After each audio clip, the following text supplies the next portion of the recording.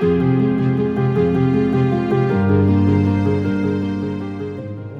à toutes et à tous. Oui, comme vous le soulignez, je fréquente ces lieux depuis bien longtemps, presque 50 ans maintenant. Et j'ai eu le privilège, grâce à Roger Huguin, auquel je voudrais rendre hommage, d'être le correspondant départemental du comité d'histoire de la Seconde Guerre mondiale, à l'époque où il existait. Et à la fin des années 70, nous avions effectivement le privilège d'avoir un accès direct aux archives qui, à l'époque, n'étaient pas ouvertes au public et même aux chercheurs, jusqu'à la loi de 1981. Et donc, c'était encore les vieilles archives autrefois, près de la préfecture des Côtes-du-Nord.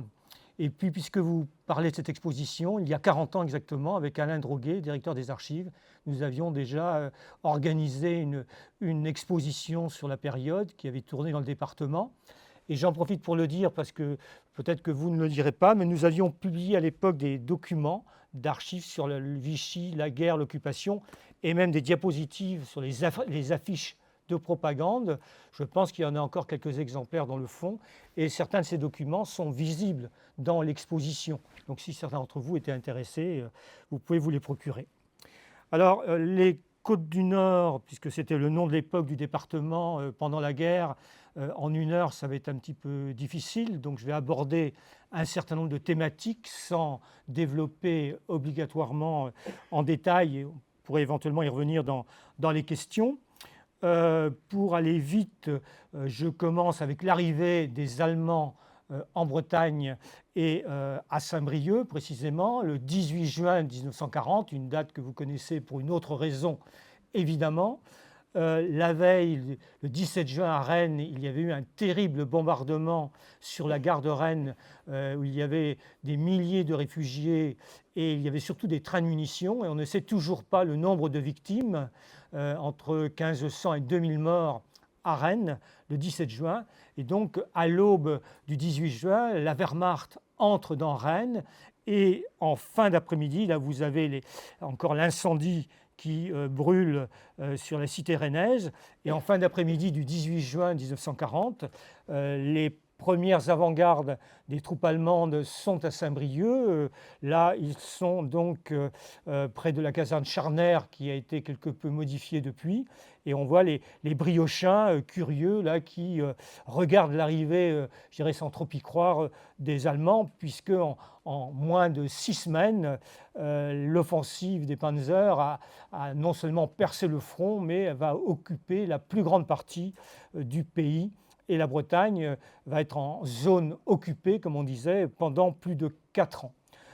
Arrivée des Allemands, choc, traumatisme, ce qui signifie qu'il y a, je dirais, immédiatement des réactions de la population. Il y a un abattement qui est absolument général. Il y a surtout des dizaines de milliers de prisonniers de guerre. Et pour ce département, sur 60 000 hommes mobilisés en 1939, à peu près 27 000 sont faits prisonniers par les Allemands et 24 000 seront expédiés dans les Oflag et les Stalag en Allemagne, et pour la plus grande partie d'entre eux pendant 5 ans, jusqu'en 1945. Donc vous imaginez déjà dans les familles ce que ça signifie que l'absence pendant des années d'un père, d'un mari, d'un fils, d'un frère, etc. Immédiatement, le régime qui s'installe est un régime autoritaire qui va devenir de plus en plus fascisant au cours de la guerre, qui est le fameux régime de Vichy, qui signe l'armistice, enfin les armistices avec l'Allemagne et l'Italie les 22 et 24 juin 1940. Et ce régime de Vichy, qui accepte les conditions draconiennes du Troisième Reich et de Hitler, va entrer très rapidement dans la voie de la collaboration d'État avec l'occupant, et j'y reviens.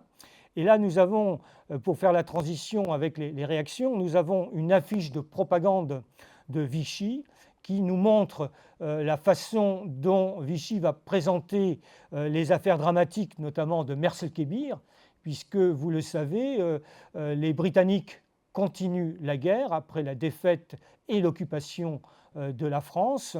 Les Britanniques veulent neutraliser la flotte française, et notamment celle qui se trouve en Méditerranée, et à Mers el-Kébir, le 3 juillet 1940, un certain nombre de navires français sont détruits, avec parmi les victimes, évidemment, de nombreux marins d'origine bretonne. C'est ce que montre cette affiche de propagande qui renvoie donc au deuil des 1300, un petit peu moins, de victimes de Mers el-Kébir. Précisons sur cette affaire que les Anglais avaient donné 3 possibilités au nouveau régime de Vichy, au maréchal Pétain et à l'amiral Darlan, qui consistait soit à gagner l'Angleterre avec la flotte française pour empêcher qu'elle ne tombât dans les mains allemandes, soit à se réfugier, si je puis dire, dans les Antilles, hors de portée de la marine et de la Kriegsmarine allemande, soit aller aux États-Unis où elle aurait été neutralisée, puisqu'à l'époque, les États-Unis n'étaient pas en guerre contre l'Allemagne. Les Anglais ont fait cette proposition, Vichy a refusé, et évidemment, quand les bateaux français ont voulu sortir du port de Mers el-Kébir en Algérie, eh bien, ils ont été coulés, j'allais dire, comme à la parade, comme à l'entraînement, en faisant ces victimes. Alors ça va être un grand thème de propagande du régime, et il est intéressant de souligner qu'en dépit de cela, immédiatement, vous avez en Bretagne, à Saint-Brieuc et ailleurs, vous avez des sentiments qui vont être qualifiés par les préfets et les sous-préfets d'anglophiles et très rapidement de gaullistes, c'est-à-dire qu'en dépit du trauma de Mers el-Kébir, eh bien, les Bretons et les Français dans l'ensemble vont espérer aux Anglais, enfin faire confiance aux Anglais et bien sûr au général de Gaulle. Alors dans cette débâcle de 40, un certain nombre de gens et de jeunes gens quittent la Bretagne par les ports et vont gagner l'Angleterre avec la volonté de poursuivre la guerre, la plupart du temps des hommes qui sont très jeunes. Je citerai 2 ou 3 cas des Côtes du Nord, et en particulier la famille, les 2 frères Montjarret de Plouha, dont l'un sera le radio de Jean Moulin, parachuté avec Jean Moulin en Provence en janvier 1942, et ensuite sera un des agents de liaison importants en zone sud. Un petit peu partout, à partir des côtes bretonnes. Donc vous avez ces départs en catastrophe à la mi-juin 1940, et donc des jeunes essentiellement qui vont s'engager dans les forces françaises libres et qui vont créer, notamment je pense aux marins et aux pêcheurs de l'île de Sein, ils vont créer les forces navales françaises libres.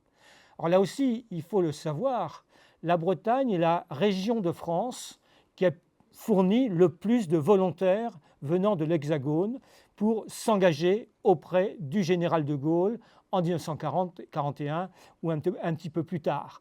En gros, 17% des volontaires partis de France viennent de Bretagne, ce qui est quand même considérable. C'est proportionnellement plus que la région parisienne, qui est évidemment beaucoup plus peuplée.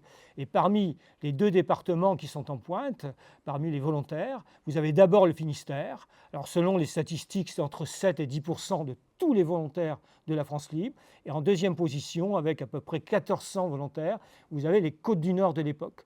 Donc vous avez ces gens qui partent en Angleterre, et ça permet aussi de comprendre l'état d'esprit de la population bretonne qui va rejeter immédiatement l'occupant dans la région, pour plusieurs raisons, évidemment. Première raison, vous avez le souvenir de la Première Guerre mondiale, et là aussi le tribut du sang avait été considérable, puisqu'on considère qu'environ 125 000 Bretons étaient tombés dans les tranchées pendant la guerre 14-18. Donc, c'est très vif dans la mémoire, ça fait à peine 20 ans. Deuxièmement, vous avez les prisonniers de guerre dont je viens de parler, qui sont retenus, détenus dans les camps allemands. Et troisièmement, vous avez la présence qui va être de plus en plus massive des troupes d'occupation allemande sur les côtes, dans les villes en particulier, et vous avez immédiatement cet ordre nouveau nazi qui s'installe partout en zone occupée, avec ses avis à la population. Symboliquement, on impose l'heure allemande, on réduit les horaires de circulation et on interdit la circulation la nuit, on met le couvre-feu en place, et au moindre incident, le couvre-feu est durci dans les villes concernées. Autre élément important, la Bretagne, une grande partie de la Bretagne et des Côtes du Nord se retrouvent dans ce qu'on appelle la zone côtière interdite, donc c'est le cas de Saint-Brieuc, ce qui signifie que pour pouvoir circuler dans les zones côtières, il faut des Ausweis, des autorisations particulières pour pouvoir aller de Saint-Brieuc à Paimpol, à Ploie. Et quand on regarde la carte de la zone côtière interdite qui est élargie en 1942, la quasi-totalité des villes des Côtes du Nord, Dinan, Lamballe, Saint-Brieuc, Guingamp, sont inclus dans la zone côtière interdite.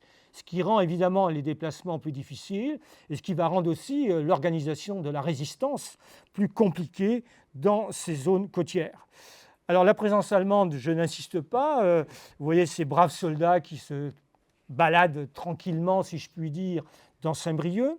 On a un certain nombre de photographies qui ont été récoltées par Roger Huguin pendant des années, le correspondant du comité d'histoire.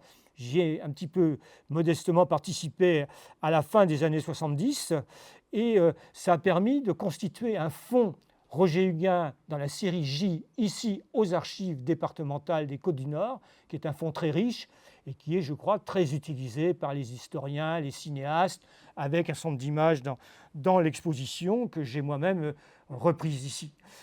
Présence allemande, alors c'est une photo un peu cocasse, j'en ai d'autres dans mon livre sur la Bretagne dans la guerre, où là vous voyez les Allemands danser avec des femmes, françaises ou non.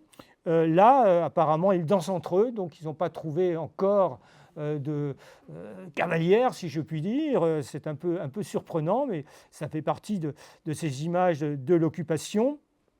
Sachant que les bals étaient clandestins sous l'occupation, qu'ils étaient interdits. Et au fond de la salle, ici, il y a un spécialiste des bals clandestins dans les Côtes du Nord qui a dépouillé toutes les archives sur la question, ce qui d'ailleurs faisait bien plaisir à l'Église catholique, entre parenthèses, parce que les bals étaient quand même un lieu de perversion, etc. Et donc, les curés qui avaient lutté pendant longtemps contre ces bals populaires, d'une certaine façon, se retrouvaient, au moins sur ce point, durant la période. Je ne suis pas en train de dire qu'ils étaient collaborateurs pour autant, attention, hein, ne me faites pas dire, surtout que je suis enregistré, ne me faites pas dire ce que je n'ai pas dit. Ça, c'est difficile, on ne peut pas plaisanter quand on est enregistré, donc j'essaierai de m'en garder.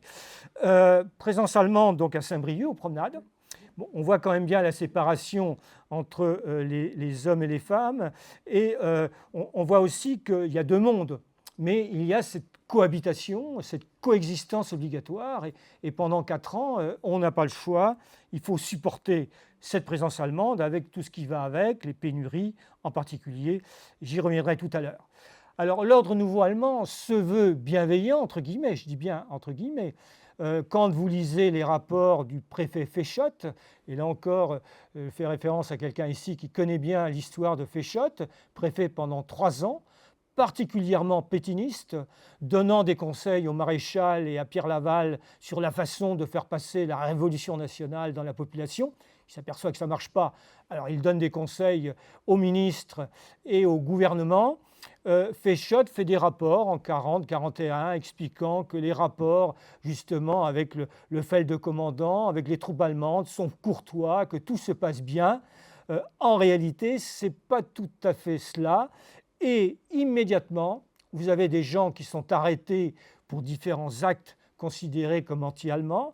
Vous avez le cas ici de Yves Cohentin, qui était un boucher, je crois, de Saint-Adrien, qui est condamné à mort et fusillé le 22 mars 1941 pour acte de violence contre les Allemands. Alors, le détail, je ne connais pas bien le dossier ni l'affaire.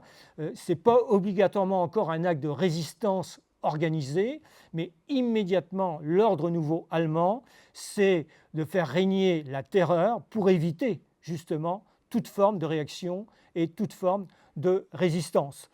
Le premier fusillé d'ailleurs des Côtes du Nord, avant Cohentin, c'est un Dinanais qui s'appelle Ange Dubreuil, fusillé dès décembre 1940, là aussi pour apparemment une altercation dans un bar à Dinan à ce moment-là. Donc l'ordre nouveau, c'est la terreur nazie qui s'installe, même si jusqu'à la fin 1943, début 1944, ce n'est pas toujours évident pour une partie de la population. Alors, l'installation des Allemands, c'est aussi des réactions de l'opinion publique, soit à la demande de la radio anglaise, de la BBC, soit de manière spontanée. Et parmi ces formes de résistance inorganisée, on signale déjà des coupures de lignes téléphoniques ou de lignes électriques. On en signale à Saint-Brieuc, il y en a 7 ou 8 dès l'année 40, il y en a une dizaine en 41, et on voit tout de suite que le Trégor est l'une des régions dans lesquelles se manifestent les actes d'opposition et qu'on peut qualifier de résistance à l'occupant à ce moment-là. Les Allemands donc vont se battre contre des campagnes de propagande, et là il y a la campagne des V au printemps 41 qui a été initiée par Churchill et par la BBC. Et donc vous voyez là les Allemands ont détourné le slogan du V, le V veut dire V de la victoire naturellement. Là ils ont rajouté les Allemands sont victorieux sur tous les fronts, donc propagande, contre-propagande allemande, et puis une main à rajouter sur les fronts élastiques. Alors, je ne sais pas si c'est 41 ou 42, que, à mon avis, c'est une photo de 41, mais ça vous montre qu'il y a un combat idéologique qui est mené immédiatement, et notamment dans la jeunesse, on a ces réactions des lycéens, des étudiants bien sûr, qui vont parmi les premiers souvent s'engager en résistance. Et vous avez dans les Côtes du Nord, dans ce document qu'on avait publié avec Alain Droguet, vous avez des exemples de lycéens briochins ou du lycée des privés des Cordeliers à Dinan, où vous avez des élèves qui dessinent mort au Boche, mort à Hitler, etc., et qui sont manifestement dénoncés par quelqu'un, peut-être par un petit camarade ou par un professeur, je ne sais pas, puisqu'on a des rapports dans les renseignements généraux et dans les rapports de police sur ces éléments-là. Alors, l'occupation, c'est aussi la mise en place du régime de Vichy, à la suite du vote des pleins pouvoirs au maréchal Pétain le 9 et le 10 juillet 1940, vote acquis à une très forte majorité des parlementaires français, 569 pour, 80 contre et 20 abstentions. Alors pour la Bretagne, soulignons qu'il y a un département qui a un comportement, je dirais, assez extraordinaire, qui est le Finistère. 7 Finistériens, 6 députés, dont 2 députés de droite, ce qui est assez rare, et 4 députés de gauche, et le sénateur-maire de Brest, Le Gorgeux, qui sera commissaire de la République à la Libération, vote non au plein pouvoir au maréchal Pétain. 7 sur 80, c'est quand même pas mal hein, pour la région. Dans les Côtes-du-Nord, il y avait 4 députés de gauche, 4 députés de droite en 1939, enfin 7, il y en avait 8, 7 survivants. Les 6 présents ont voté les pleins pouvoirs, dont le député socialiste de Lannion, Philippe Lemot, qui a pourtant été un militant syndicaliste et socialiste paysan, qui a voté les pleins pouvoirs et qui, contrairement à d'autres, je pense à Serrandour, député radical socialiste, qui a voté les pleins pouvoirs en 1940, mais qui, dès 1941, appartient à un réseau de renseignement de résistance, Lemot, lui, n'a pas levé le petit doigt, si je puis dire, sous l'occupation, contrairement à son camarade Tanguy Prigent du Trégor finistérien, qui va être l'un des grands résistants de Libération Nord à ce moment-là. Alors Vichy, je ne vais pas développer en détail, je n'ai pas le temps, la contre-révolution que ça veut dire. Ça veut dire la suppression du droit de grève, ça veut dire la suppression des syndicats, ça veut dire la mise en place d'une organisation corporatiste sur le plan agricole, la fameuse corporation paysanne dirigée par un Breton, par Hervé Bude de Guébriand, le grand patron de l'Office central de Landerneau. Ça veut dire des syndicats corporatistes dans le monde ouvrier, mais ça ne marche pas. J'ai pas mal travaillé là-dessus. Les ouvriers bretons, contrairement à d'autres régions, n'adhèrent pas du tout aux syndicats vichistes. Ça veut dire bien sûr une politique de coercition. On fait la traque aux communistes, aux francs-maçons, aux juifs, naturellement. Les rares familles juives vont être arrêtées et déportées. Et si vous regardez les archives françaises, vous prenez les rapports du préfet Féchotte, que je citais tout à l'heure, à partir de 1942, à partir du port de l'étoile juive, imposé par les Allemands, eh bien, tous les mois, vous avez une rubrique port de l'Étoile juive et on vous dit monsieur et madame Untel, famille juive de Saint-Brieuc, il n'y en a pas beaucoup, portent bien l'étoile juive ou l'étoile jaune. Donc ça veut dire qu'il y a une surveillance très étroite, une surveillance policière qui se met en place sous Pétain dès 1940, qui s'aggrave avec l'amiral Darlan, et le mythe selon lequel Darlan aurait moins collaboré que Laval, ça ne tient pas historiquement. Je ne ferai pas la démonstration, je n'ai pas le temps, mais je pourrais le faire si vous le souhaitez. Et donc, on a une politique de collaboration de plus en plus forte à partir de Montoire. Et il est intéressant que dans ce département, dès octobre 40, avant la rencontre de Montoire, vous avez un tract diffusé à Grasse, près de Guingamp, qui dénonce la collaboration avec l'occupant, qui appelle à ne pas travailler pour les Boches et qui appelle justement déjà à résister, qui n'est pas signé, mais qui existe. Et vous avez signalé de la propagande gaulliste et communiste fin 40, début 41, à Saint-Brieuc et à Guingamp. Alors, la collaboration, c'est oui, je vous montre cette affiche. Il y a une très belle collection d'affiches de Vichy, ici, du docteur Lejeune, qui a été conservée. Donc, je disais tout à l'heure, pour ceux que ça intéresserait, il y a une plaquette de diapos qu'on a publiée il y a déjà 40 ans, mais les affiches sont toujours les mêmes.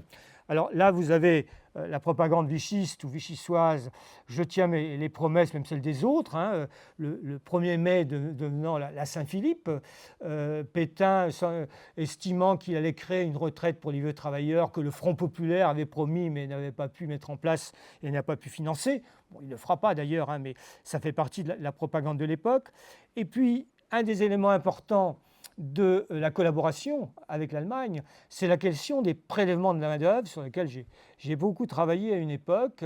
L'Allemagne ayant besoin évidemment de gens dans ses usines, et plus ça va aller, plus ils en auront besoin, puisque évidemment les soldats allemands sont mobilisés sur le front de l'Est à partir de 1941, qui va évidemment être pour eux un hachoir, si je puis dire, où ils vont perdre énormément d'hommes. Donc il faut les remplacer.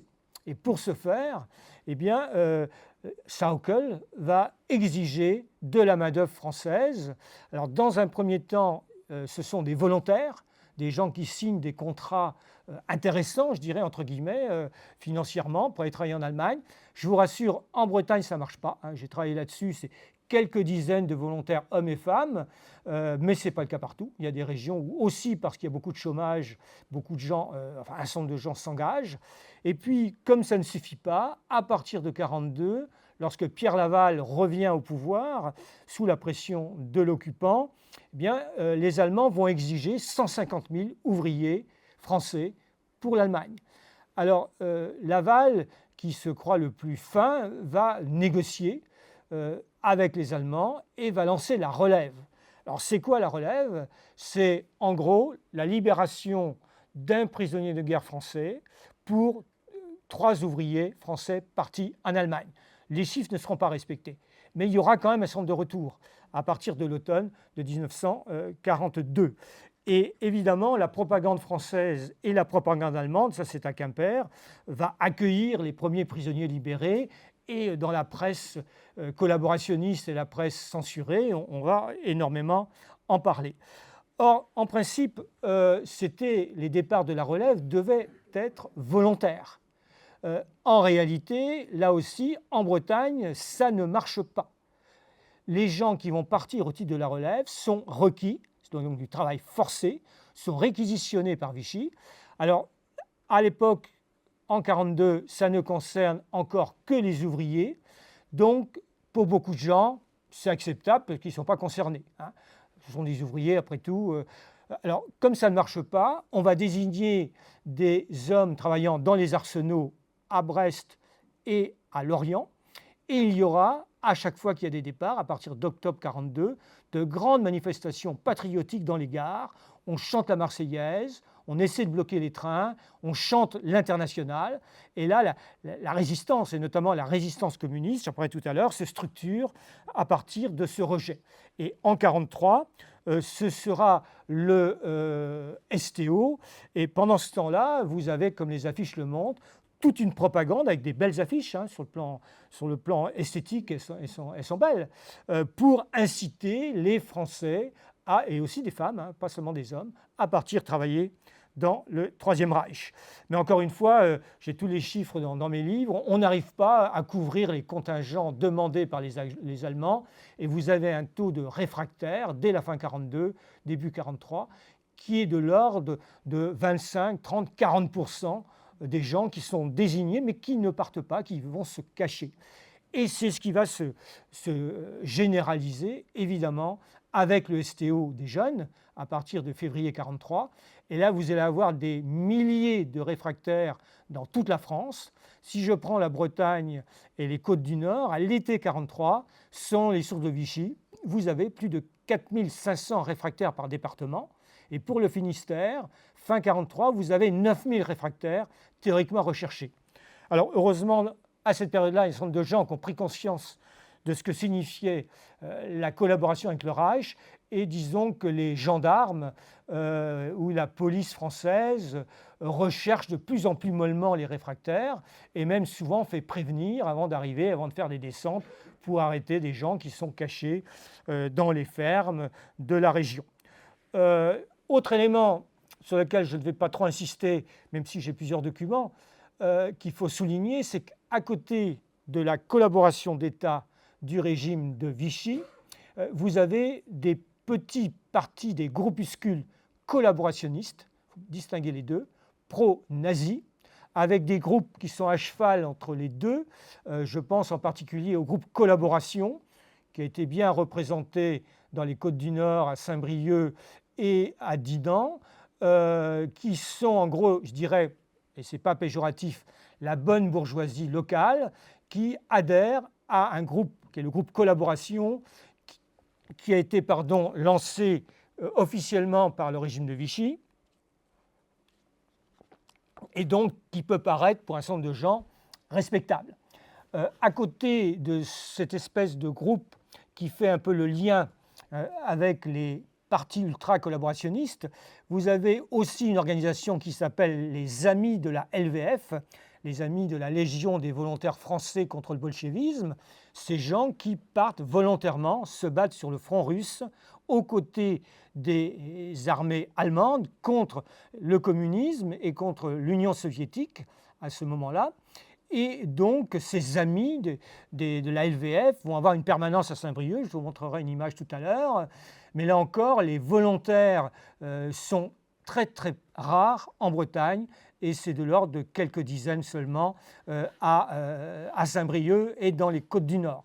Et puis vous avez ces partis nazis que sont le PPF alors je vais vous montrer une affiche, le PPF de Jacques Doriot, ancien communiste devenu exclu du parti en 1934 et devenu fasciste, nazi même français par la suite.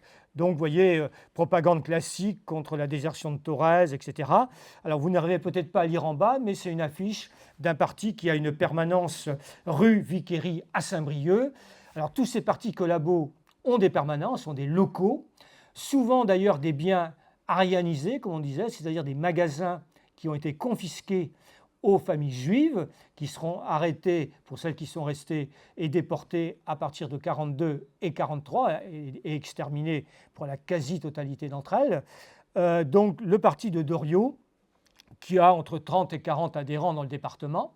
Vous avez un deuxième grand parti qui s'appelle le RNP, le Rassemblement National Populaire de Marcel Déat, qui lui a des accointances dans le département, parce qu'une poignée de socialistes, alors Déat est un ancien socialiste, exclu lui aussi en 1934, un certain nombre de socialistes de ce département, et je citerai la famille Briot, je dirais maintenant il y a prescription, et notamment le gendre de Briot, qui était le maire de gauche de Saint-Brieuc avant la guerre, est un militant du RNP à Dinan. Et d'ailleurs, il devient, à partir de 1943, pratiquement le bras droit de Marcel Déat à Paris.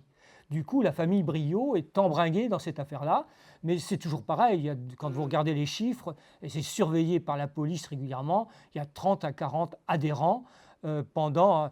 En 1944, il n'y a plus grand monde. Et puis, vous avez d'autres groupuscules, le Parti franciste. Je vous montrerai tout à l'heure une photo de ces gens-là.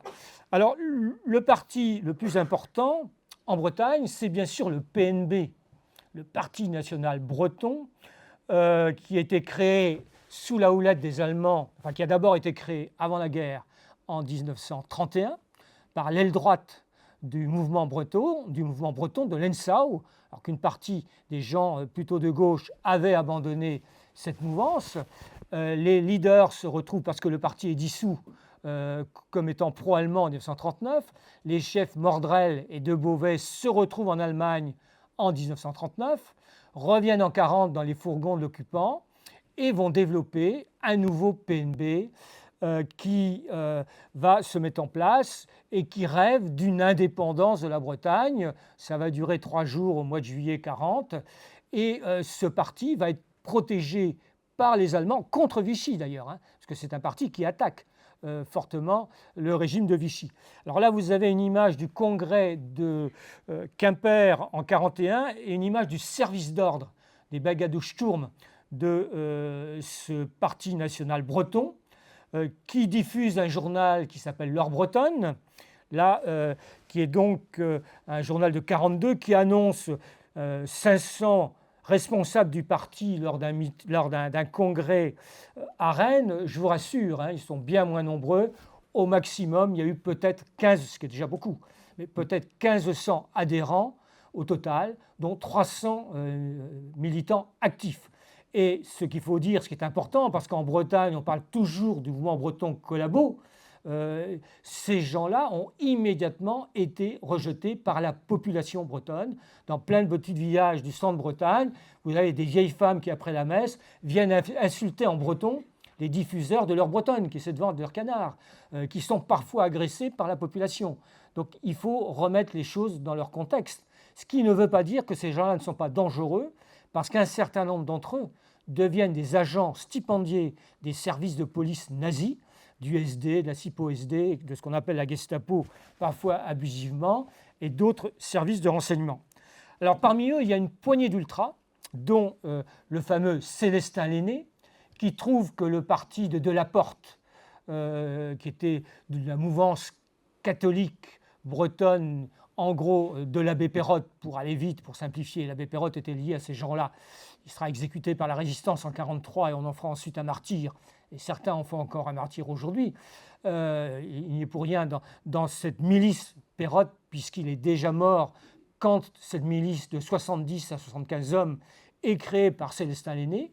Là, nous avons des nazis bretons qui vont se battre sous uniforme SS et qui vont attaquer ou informer sur les maquis en 1943 et surtout 1944 et qui vont faire des ravages, qui vont se réfugier en Allemagne en 1944, puis s'exiler en Irlande où ils vont, pour certains d'entre eux, mourir tranquillement dans les années 90. Je pense à Yann Goulet, qui était le chef des Brigadesturm que je vous ai montré tout à l'heure. Célestin Lenné est mort tranquillement en Irlande aussi. J'ai trouvé, moi, dans les archives qui sont déposées au CRBC dans mon labo à Brest, des documents du dernier PNB de 1944, où vous avez des cartes d'adhésion à leur groupuscule écrits uniquement en breton et en allemand, pas en français. Bon, ces gens-là ont déjà fait l'indépendance, sauf qu'ils sont en fuite avec l'occupant à ce moment-là. Donc voilà pour ces partis collaborationnistes qui deviennent rapidement des cibles de la résistance. Et là, la permanence du PPF à Nantes a été plastiquée. C'est le cas aussi, d'ailleurs, je n'ai pas de photo, à Saint-Brieuc, où en 1942, ça devient des cibles des FTP, c'est-à-dire des militants armés du Front National, mouvement de résistance créé par le Parti communiste français en 1941. Alors, je parlais tout à l'heure de ce groupuscule du francisme. J'aime bien ces photos prises à la Libération. Vous voyez qu'ils ont des locaux. Dessus, vous n'arrivez pas à lire, mais c'est marqué fermé pour décès. En d'autres termes, ça veut dire que le leader du parti a été exécuté par la résistance. Vous voyez, c'est écrit en bas, décès est peut-être lisible.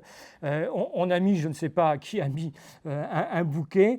Et c'est un groupuscule qui a 10 militants dans les Côtes du Nord, dont un briochin que je ne citerai pas, qui a eu ensuite, je dirais, pignon sur rue dans un des grands commerces de la rue Saint-Guillaume de Saint-Brieuc, qui, erreur de jeunesse, s'est retrouvé dans ce groupuscule. Beaucoup d'autres, à son âge, étaient dans la résistance. C'est comme un certain Édouard Leclerc à Landerneau, hein, qui a été arrêté à la Libération, interné pendant 9 mois pour délation de résistants. Il a toujours nié, bien évidemment, et il a été libéré au bout de 9 mois, je vous le donne en mille, pour problèmes mentaux. Ça lui a quand même permis de faire une belle carrière commerciale. Alors, il y a quelques années, il m'aurait fait un procès. Il n'est plus de ce monde. Mais je veux dire que le rôle de l'historien n'est pas de juger. Le rôle de l'historien est de donner les faits et évidemment de les vérifier auparavant. Alors voilà, c'était la permanence de la LVF à Saint-Brieuc, allouée. Et là, pour cause de fuite ultra précipitée. Donc ça veut dire que tous les collabos, vous voyez, il y a un petit peu d'humour. Alors vous me direz, c'est après la Libération, hein, mais c'est quand même assez intéressant. Alors bien sûr, je vais quand même vous parler un peu de la résistance, naturellement. Donc la France libre, j'en ai parlé tout à l'heure déjà. Je vous ai dit que la Bretagne était la première région de France de l'Hexagone, parce qu'on oublie toujours les Africains. Quand on regarde les FFL, une partie des troupes viennent d'Afrique et d'Afrique équatoriale française. Mais ceux-là, ils sont passés par pertes et profits. Mais quand on regarde donc les gens partis de l'Hexagone, la Bretagne arrive en tête, je vous le disais tout à l'heure, et notamment dans les FNFL, et parmi eux, beaucoup de gens des Côtes du Nord et du Finistère. La résistance va aussi se structurer à partir de 41-42, au-delà des réactions plus ou moins spontanées. Et vous avez l'une des premières formes dès l'été 1940, c'est celle qui consiste, je le disais, à couper des câbles téléphoniques. Et là, vous avez, je pense, le premier Breton fusillé, il y en a d'autres avant, hein, dans d'autres régions, pour, comme il est indiqué, avoir saboté les câbles téléphoniques de l'armée allemande, Marcel Brossier, mécanicien à Rennes, fusillé dès le 18 septembre 1940. Donc immédiatement, la répression s'abat sur les premiers résistants avec ces terribles affiches bilingues qui couvrent les murs de la Bretagne.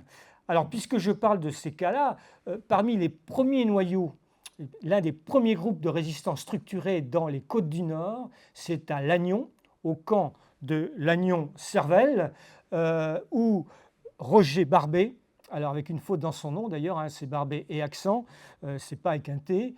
Roger Barbé a créé un groupe, un petit groupe d'une dizaine de personnes pour faire du renseignement.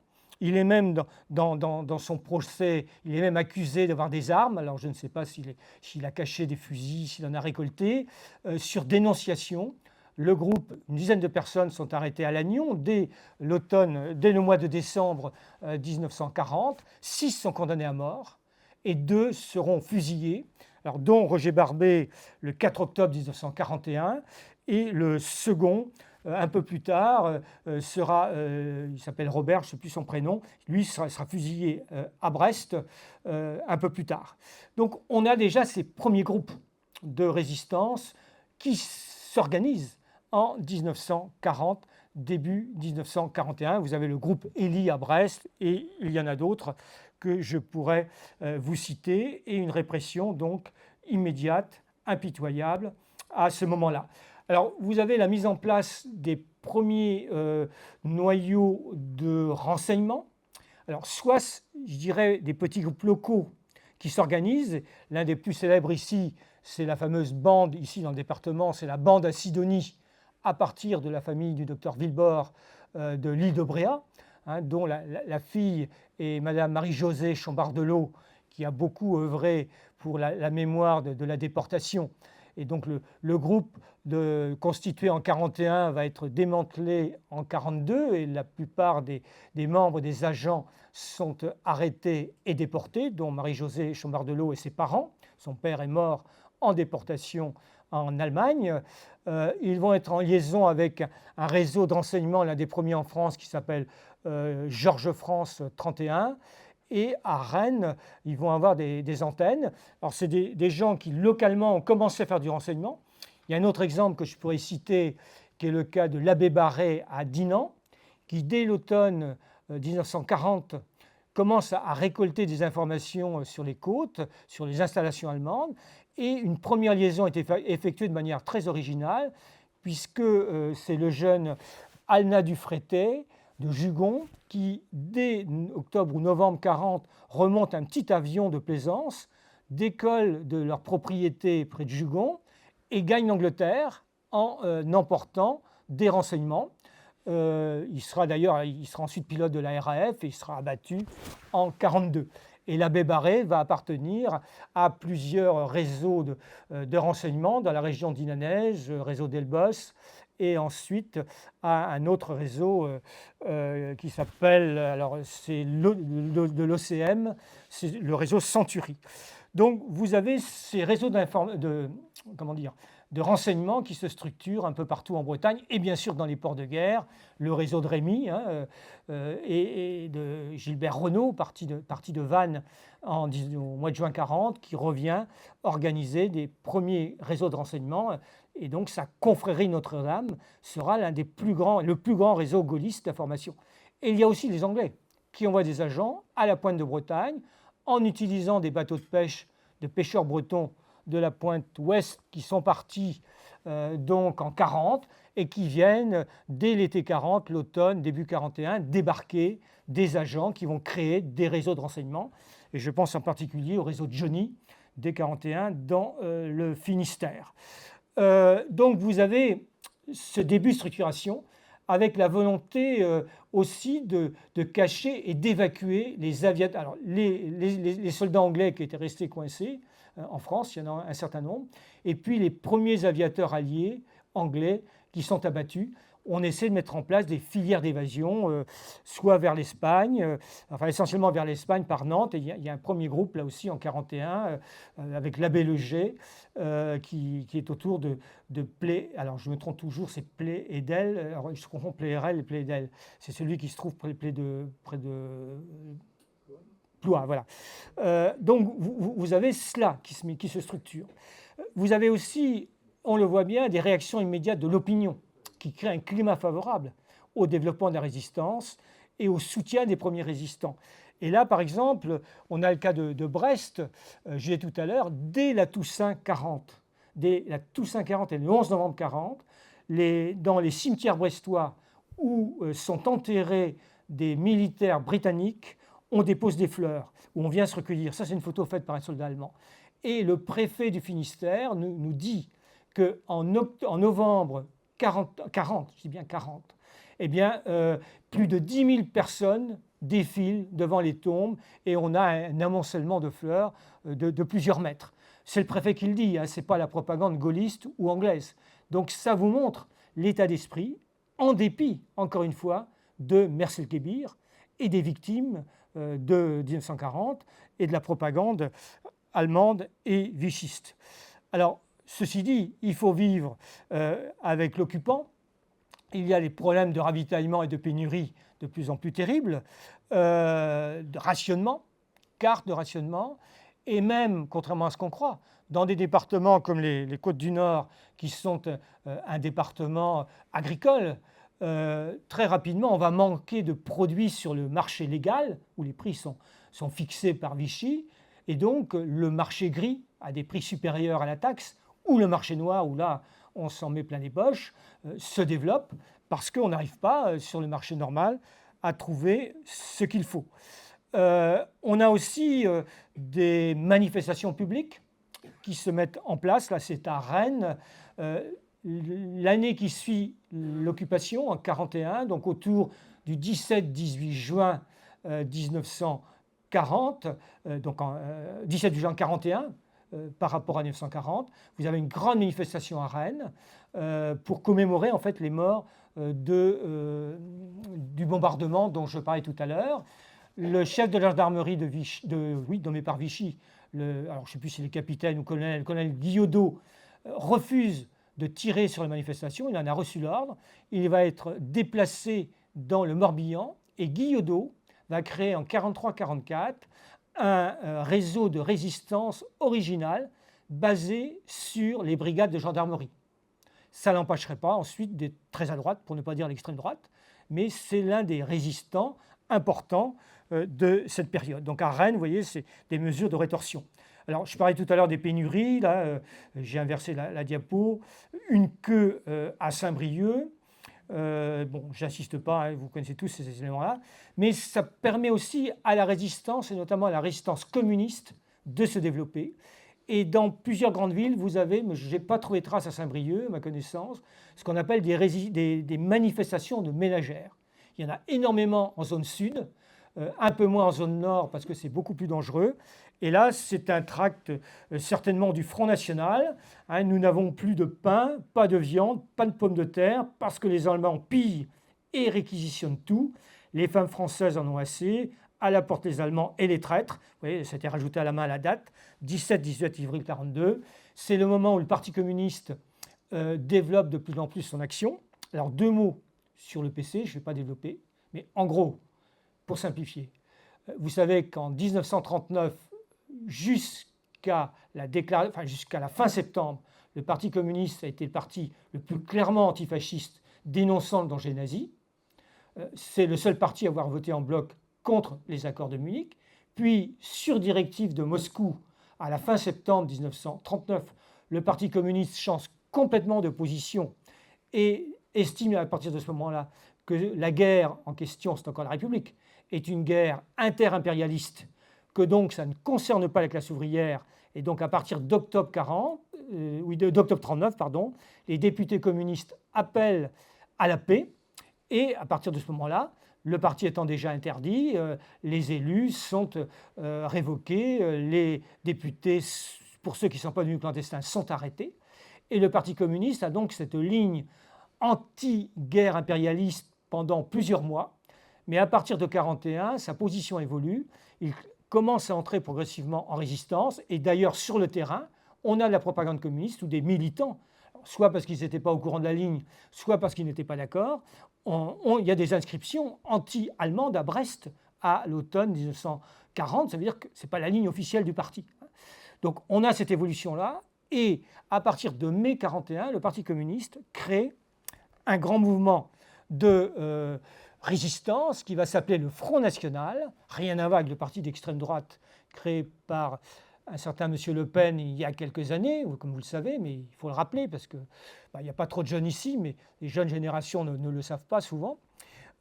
Et à partir de l'été 1941, à partir de l'invasion de l'Union soviétique, l'ordre de Staline, c'est d'ouvrir un second front à l'Est, et à l'Ouest, et dans tous les partis occupés, tous les pays occupés, on demande aux communistes de passer à la lutte armée. En France, ça se met en place avec des petits groupes qui sont envoyés de région parisienne pour abattre des officiers allemands. Et l'un des premiers cas, c'est à Nantes. Vous avez 3 militants communistes des bataillons de la jeunesse qui viennent à Nantes pour abattre un officier allemand. Donc vous avez la photo du cadavre conservé dans les archives en Loire-Atlantique. On voit les deux impacts de balles concernant le Feldkommandant Hotz. Alors vous allez me dire, ils étaient bons quand même, abattre le chef de l'armée allemande et de l'administration militaire allemande à Nantes, il faut quand même le faire. C'est un hasard. Gilbert Brusselin, donc voilà le lieu où c'est passé, près de la cathédrale, à l'aube. Gilbert Brusselin, et ils étaient 3, mais ils étaient 2 à ce moment-là, son camarade cherchait en vain un militaire allemand à abattre. Ils étaient sur le point de rentrer à Paris. Et je l'ai entendu raconter comment ils avaient fait en 1983. Ils racontaient froidement les choses et effectivement, ça faisait un peu frissonner. On ne trouvait personne. On était sur le point de rentrer. Ça faisait 3 jours qu'on cherchait dans Nantes. Et tout d'un coup, on voit 2 types, 2 officiers à casquette sortir. On les suit. Paf, je tire. J'en flingue un. Le deuxième, on n'a pas pu l'avoir parce que le pistolet s'est enrayé. Il se trouvait que celui qu'ils ont abattu était le Feldkommandant Hotz. Alors, vous connaissez les conséquences. C'est évidemment les otages, les 27 de Chateaubriand, bien sûr, presque tous communistes, et les 21 de Nantes, qui eux n'étaient pas du tout communistes, qui sont abattus, fusillés. Et là, le régime de Vichy se salit les mains pour participer à la désignation, plus exactement en faisant comprendre que la première liste n'était pas la bonne parce qu'il y avait trop de bons Français et d'anciens combattants dedans et que donc laissant entendre qu'il y avait des gens plus dangereux. Et là, on a puisé notamment dans le camp de Chateaubriand dans lequel étaient des militants du Parti communiste. Alors voilà l'auteur Gilbert Brusselin. Quelques jours après l'attentat, 3/11, sa fiche de police, la police française l'avait déjà identifié, pour vous montrer l'efficacité de la police. Alors lui est parvenu à s'en sortir parce qu'il est passé assez rapidement en zone sud et puis après en Algérie. Quasiment tous ses autres camarades des bataillons de la jeunesse, ils étaient une centaine, ont pratiquement tous été arrêtés en région parisienne par la suite. Alors il y a les réseaux, donc j'en ai parlé, j'y reviens pas, là ça correspond au réseau Alliance. Cette résistance communiste est quand même, dans les premiers temps d'occupation, en 40-41, jusqu'en début 42, la seule résistance organisée dans les Côtes du Nord et globalement en Bretagne. Ce qui n'enlève rien aux autres mouvements, mais ils ne sont pas encore structurés à ce moment-là. Donc là, vous avez l'un des nombreux chefs qui est tué d'ailleurs en 42, si je me souviens bien, qui est abattu par les Allemands en Saint-Brieuc. Alors vous avez aussi des jeunes qui résistent, donc là j'ai mis c'est plus tard, hein, les lycéens de Briochin, hein, qui, là aussi, ça m'a fait un petit peu mal, on a beaucoup parlé des Manouchians, de l'exécution du groupe Manouchian, hein, le 21 février 1944. Ce jour-là, les 3 lycéens briochins étaient aussi fusillés. Et je n'ai vu que dans un seul journal, dans Libération, pour ne pas le citer, un seul journal a cité les lycéens briochins. C'est très bien d'avoir parlé de Manouchian et de son groupe. C'est très bien de les avoir fait entrer au Panthéon. Hein, ne faites pas dire ce que je n'ai pas dit. C'est un peu dommage qu'on n'ait pas, le même jour, dit qu'il y avait aussi d'autres fusillés au Mont-Valérien.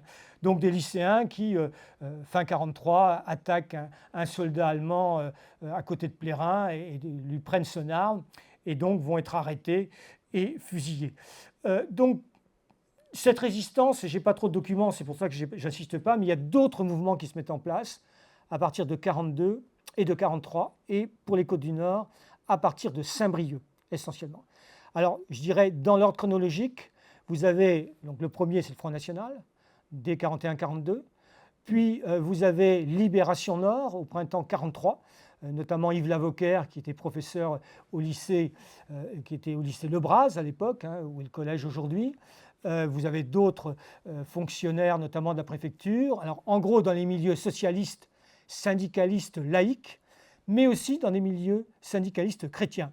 Et c'est très intéressant que l'IB-Nord, créé à Paris en décembre 1940 par Christian Pineau, est fait par des syndicalistes des deux obédiences, laïques, non communistes, socialistes donc, et chrétiennes, qui se retrouvent dans l'IB-Nord. Et donc, à Saint-Brieuc, vous avez à la fois des gens qui viennent de la CFTC et des gens qui viennent de la CGT ou de la SFIO.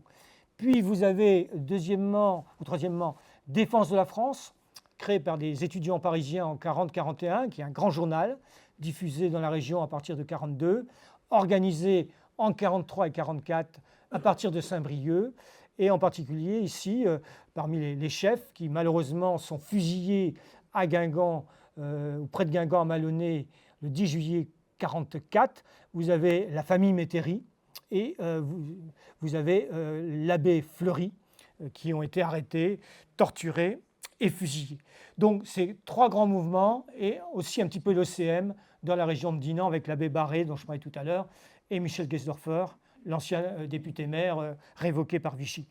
Donc on a ces mouvements qui vont avoir aussi des réseaux de renseignement, mais j'en ai déjà parlé, je n'insiste pas.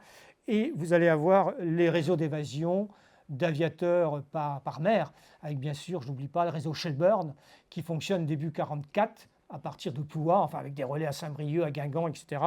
Mais vous connaissez ça, je n'insiste pas.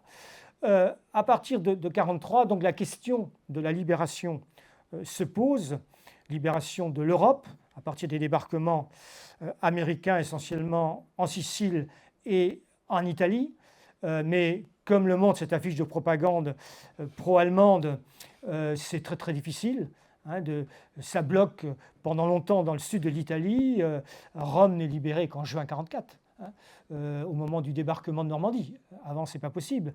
Mais 1943 et 1944, la résistance sur le terrain s'intensifie et vous avez déjà des dizaines de sabotages. Je pourrais vous donner les chiffres, ils sont dans mes livres pour ceux que ça intéresserait.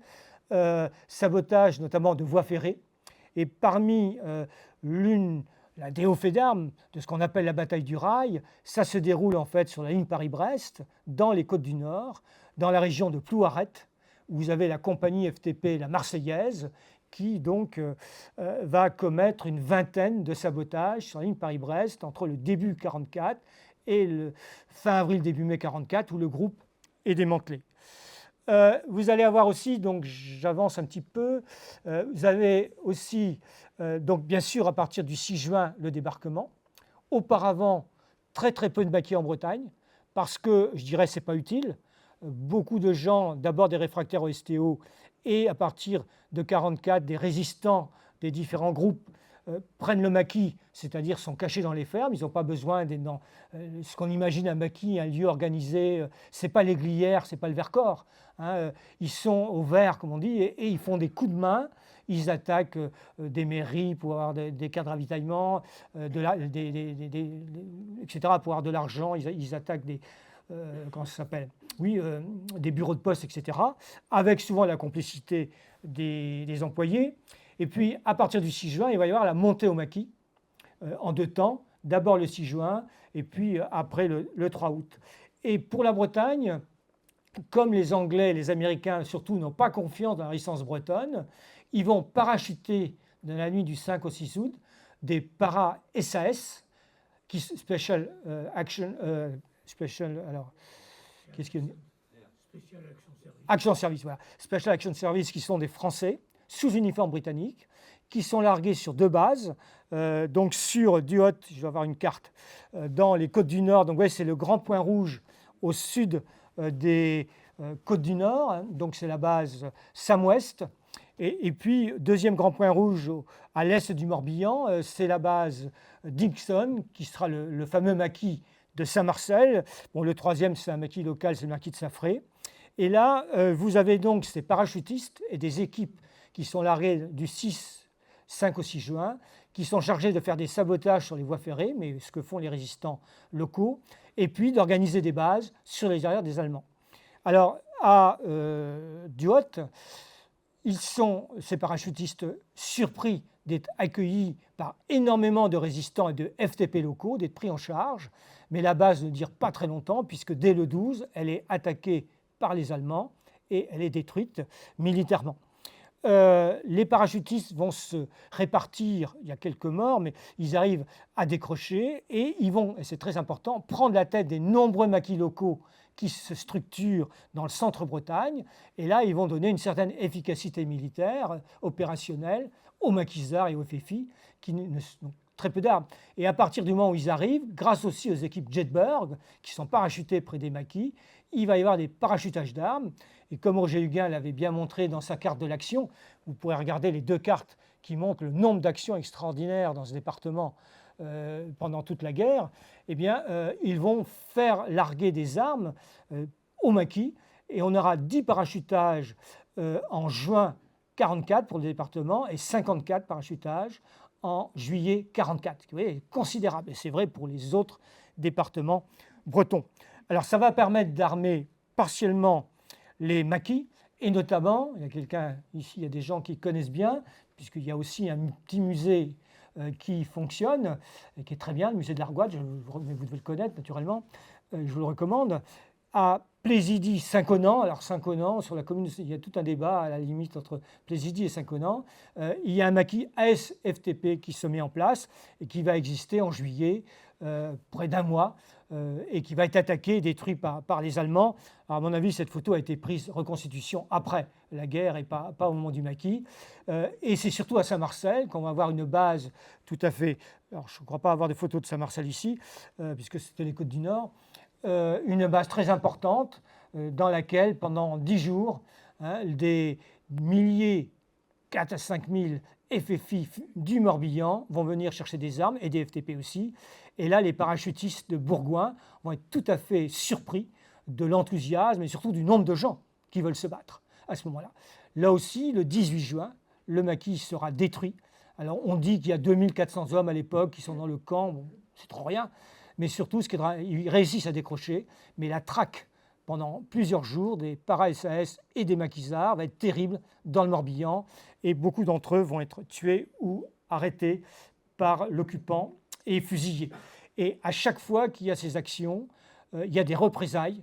À chaque fois que des maquis sont attaqués, il y en a beaucoup dans les côtes du Nord. Si vous regardez ma carte, les carrés pleins et notamment, vous voyez, en Cornouailles et dans le sud-ouest des Côtes-du-Nord ou dans le centre-Bretagne, sont les maquis attaqués, qui ont été attaqués en juin ou juillet, et les carrés, je veux dire, creux, sont ceux qui n'ont pas été attaqués, et les couleurs, les violets, c'est les maquis FTP, bon, vous voyez qu'ils sont très nombreux dans le département, et vous regarderez aussi, c'est quand même le pays bretonnant, essentiellement. Je dirais que ce n'est pas par hasard, c'est aussi des régions qui votent à gauche avant la guerre, globalement, pour simplifier. Vous voyez qu'en revanche, dans l'est du département, c'est beaucoup plus des maquis ASFFI que des maquis FTP. Et vous constaterez aussi que, je n'ai mis que les principaux maquis, l'Ille-et-Vilaine ou la Loire-Atlantique sont beaucoup moins bien pourvus parce que, vu la géographie, c'est moins évident de monter au maquis. Alors, vous avez ces équipes Jedburgh dont je parlais tout à l'heure, je n'insiste pas, qui ont permis d'armer les FFI. En général, vous avez un Américain, un Anglais, un Français, un radio. Vous avez bien sûr des représailles terribles. Et là, donc vous avez plein de lieux de mémoire et de cimetières. Plestan, près de Lamballe, après l'attaque justement de Duotte. Vous avez Malonnet, je parlais tout à l'heure. Vous avez Pleubian, vous avez l'Ermitage Lorges, etc. Et là, vous avez une affaire célèbre du Finistère jusqu'aux Côtes du Nord. Les Allemands ont arrêté des jeunes maquisards dans une ferme et tout le long de la route, ils vont pendre des résistants. Ça va durer quand même 2 mois. Et là, c'est terrible. J'en profite pour dire que je vais organiser à Brest le 24-25 octobre un colloque sur l'année 44 et sur les victimes de l'année 44 qui sera centré sur cette question des victimes de la guerre et des massacres qu'on connaît assez mal encore aujourd'hui, mais il y a eu un certain nombre de travaux, de thèses, etc. Et on va essayer de faire le point un petit peu là-dessus. Je dirais heureusement, à partir du 1er août, il y a la percée américaine, des troupes américaines de Patton. Donc vous voyez, sur 3 axes, nord, centre et sud, je n'insiste pas, on contourne Dinan et dès le 4 août, les Allemands évacuent Saint-Brieuc et à partir du 6 août, eh bien, on commence à démanteler tout ce qui rappelle évidemment la présence allemande. Les Allemands, avant de partir le 4 août, font sauter un certain nombre de choses, donc une partie du lycée Le Braz, détruisent les écluses de Saint-Brieuc, etc. Et là, évidemment, c'est après la libération que la population envahit les locaux qui étaient occupés. C'était les librairies allemandes à Saint-Brieuc. C'est évidemment la fête, mais il y a aussi beaucoup de victimes qu'il va falloir enterrer. Ce n'est pas la fête pour tout le monde. Et beaucoup de jeunes résistants qui ont été arrêtés, déportés, torturés. Les maquisards vont rentrer dans les villes. Et là, photo célèbre du fameux Jojo Littrou, qui est mort il y a quelques années, il n'y a pas très longtemps. Jojo, qui était tout un poème, je dirais, qui est une personnalité extraordinaire. À 16 ans, il était lycéen à Saint-Brieuc. Il s'était déjà fait repérer en manifestant dans les rues de Saint-Guillaume. Il fait un certain nombre de coups en 42-43. Il se fait arrêter dans le sud de la France en essayant de gagner l'Angleterre par l'Espagne en 1943. Il s'évade. Il va participer au groupe d'action de ce qu'on appelle les maquis-Tito dans la région de Saint-Nicolas-du-Pélem. Il est à nouveau arrêté, vaguement blessé. Il s'évade de l'hôpital et il commande ses maquis. Et donc il rentre avec ses hommes en 1944 à Saint-Brieuc. Voilà. Alors vous avez là certains chefs de la résistance après la libération, notamment à gauche, c'est l'un des parachutistes, je crois que c'est de la mission de Jedburgh, c'est Aguirec. Au centre, vous avez Le Hégarat, ancien instituteur Marceau, qui est le chef des FFI. Et à gauche, vous avez un normalien, Udo, qui deviendra général. Le Hégarat, c'est 2 futurs enseignants qui sont devenus officiers, qui ont fait carrière dans l'armée.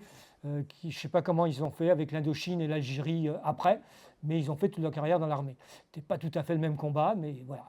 Donc, vous voyez, ces hommes qui font partie des libérateurs de Saint-Brieuc. Les Américains arrivent le 6, mais ce qui est important, bon, la ville est en liesse, évidemment, il y a eu quelques combats, mais limités. Ce qui est important, je vous montre des images célèbres, on pose avec les Américains, c'est que les autorités françaises sont installées lorsque les Américains arrivent. Donc il n'y a pas de vacances du pouvoir et le gouvernement provisoire du général de Gaulle, à partir d'Alger et aussi en France occupée, à partir du CNR, du Conseil national de la résistance, et d'hommes comme Michel Debré, qui ont préparé les préfets de la Libération, les commissaires de la République, qui sont les préfets régionaux, et les maires de la Libération, vont prendre le pouvoir et donc vont assurer, même s'il y a quelques troupes pendant quelques jours, vont assurer l'ordre et une transition assez réussie. Et donc parmi les représentants des forces de résistance, à l'image du CNR, on a mis en place dans tous les départements, de manière clandestine, ce qu'on appelle des CDL, des comités départementaux de libération. Là, vous avez celui des Côtes du Nord, en 1945. Au centre, avec la moustache, c'est Henri Avril, ancien député et ancien chef d'établissement du collège Avril et du lycée Henri Avril. À côté de lui, la seule femme, c'est la baronne Alna Dufretet, qui représente les milieux, les milieux modérés. De l'autre côté, à gauche, vous avez Royer, le maire de la Libération de Saint-Brieuc. Et puis, vous avez des représentants de tous les partis politiques, des syndicats, CGT, CFTC, et des mouvements de résistance. Alors là, comme c'est 1945, il y a un certain nombre d'hommes qui étaient présents, qui ne sont déjà plus là, qui sont partis dans leur département à ce moment-là. Voilà des photos de la Libération avec les troupes américaines. Donc vous voyez Henri Avril et le maire Royer, qui sont de profil, qui était un industriel briochin. Il semble qu'on ait proposé à Louis Guillou la mairie de Saint-Brieuc, de devenir maire de Saint-Brieuc, Guillou ayant joué un rôle modeste mais important pour mettre en contact les grands mouvements de résistance. En 1943, il y a eu au moins une réunion, peut-être deux, si on en croit Okedjo et ses papiers, chez lui, près de Saint-Michel, en 1944, une réunion du CDL. Alors des photos un peu classiques, Merdrignac, je crois, photo emblématique de la Libération. Je passe. Bon, rapidement sur l'épuration, parce qu'il y a aussi la nécessité, au nom du rétablissement de l'ordre républicain, de remettre en cause ceux qui ont collaboré, qui sont présumés collabos. Donc, il y a eu, avant la Libération, pendant la période insurrectionnelle, et dans les quelques jours qui ont suivi, un certain nombre d'exécutions sommaires. Les chiffres sont considérables en Bretagne. Les Côtes du Nord ont la palme, si je puis dire, 243 exécutions sommaires, 214 dans le Morbihan. Et je vous ai montré la carte tout à l'heure des maquis. La géographie est très claire. C'est dans les zones de maquis qu'il y a ces exécutions sommaires, alors parfois justifiées quand on a des gens qui infiltrent le maquis, des délateurs, etc. D'autres fois nettement moins justifiées. Et ce qui me frappe, c'est que les femmes ont payé un très lourd tribut, puisque un tiers à peu près des exécutions visent des femmes. Or là, c'est en général pour, entre guillemets, collaboration économique, ou parfois collaboration dite sentimentale avec l'occupant, puisqu'on considérait, dans l'esprit de l'époque, que avoir vécu avec un Allemand, c'était obligatoirement avoir dénoncé des patriotes, ce qui n'était pas obligatoirement la réalité. Mais les femmes vont être des cibles faciles, et notamment avec les femmes tondues. Et vous voyez qu'en revanche, l'Ille-et-Vilaine, il y en a 11, et depuis, je vais faire un travail sur la Loire-Atlantique, Loire inférieure, il y en a 13. Donc on est à un petit peu moins de 600 exécutions sommaires dans ce département. Mais à contrario, il faut dire les choses aussi, c'est que quand on regarde les condamnations à mort après procès en 45, 44, 45, 46, il y a beaucoup moins de condamnations à mort en Bretagne que dans d'autres régions où il y avait eu moins d'exécutions sommaires, mais où il y a plus de condamnés à mort. Vous me direz, les condamnés à mort en question, on peut être graciés et sauver leur tête. Ceux qui avaient été exécutés, ce n'était pas le cas, évidemment. Donc on est dans une situation de guerre, il ne faut quand même pas l'oublier. Parce qu'il y a eu un tas de bouquins sur les atrocités, le bain de sang de la Libération. Moi, je ne suis pas en train de justifier ce qui se passe.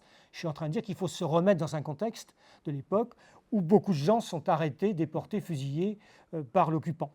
Donc voilà des scènes classiques de femmes tondues qui étaient faciles à prendre en main. Donc vous voyez bien qu'il s'agit de FFI en armes, et non pas, comme on a dit après coup, des types incontrôlés, la foule qui se défoulait, etc.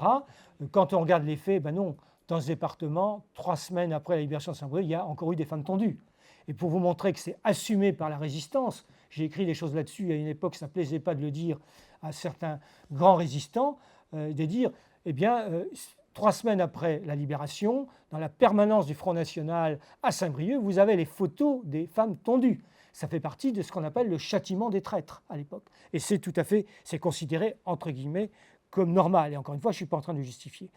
Alors voilà aussi les cérémonies funèbres, hein, après notamment l'ouverture des tombes à l'Ermitage Lorge, par exemple, les torturés, etc.